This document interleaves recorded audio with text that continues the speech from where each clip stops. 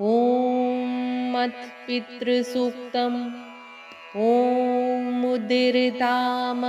अवर उत्परास उन्मध्यमाः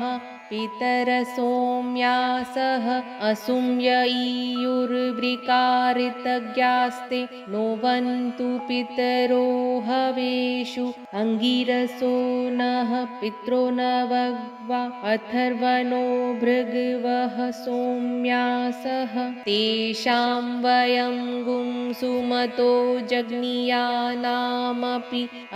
भद्रे सौम्नसे स्याम येनः पूर्वे पितरः सोम्यासो नुहिरे सोम्पीतं वसिष्ठः तेभिर्यमः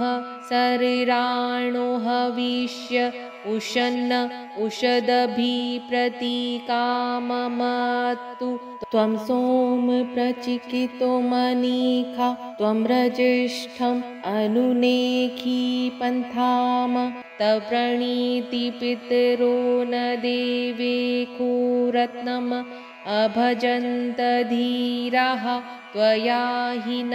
पितरः सोमपूर्वे कर्माणि चक्रुः पविमान् धीराः अन्वन्नवातः परिधीनर्पोर्णु वीरेभियश्वैः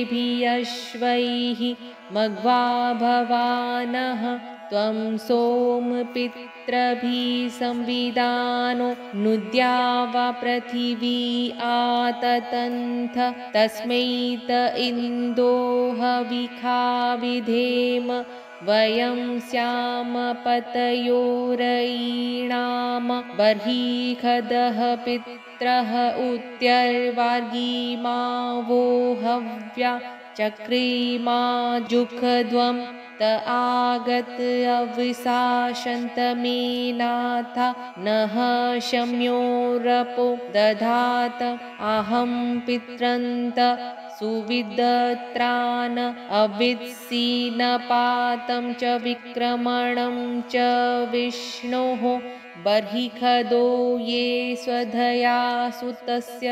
भजन्त पित्वः त इहागमिष्ठाः उपहूताः पित्रः सोम्यासो बर्हिष्येखु निधिखु प्रियेखु त आगमन्तु त इह श्रुवन्तु अधिब्रुवन्तु ते वन्तु अस्मान् आयन्तु नः पित्रः सोम्यासो निष्वाताः पथिभिर्देव्यानैः अस्मिन् जग्ने स्वधया मदन्तोऽधिब्रुवन्तु ते वन्तु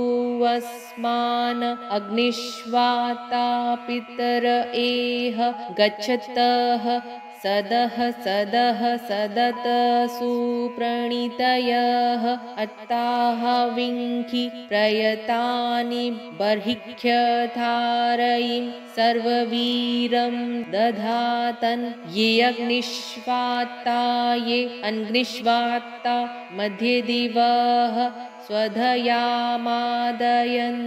तेभ्यः स्वराड सुनीतम् एतां जथावशं तन्वं कल्पयाति अग्निष्वातान् ऋतुमतो हवामहे नाराशंसे सोमपीठं य आशुः तेनो विप्रासः सुग्वा भवन्तु वयं स्याम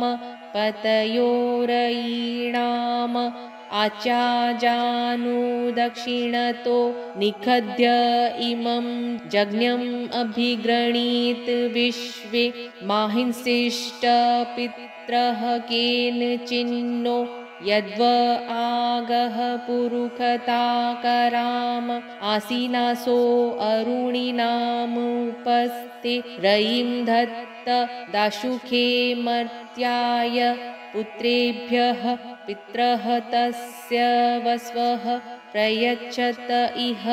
ऊर्जं ददात। ॐ शान्ति शान्ति शान्तिः।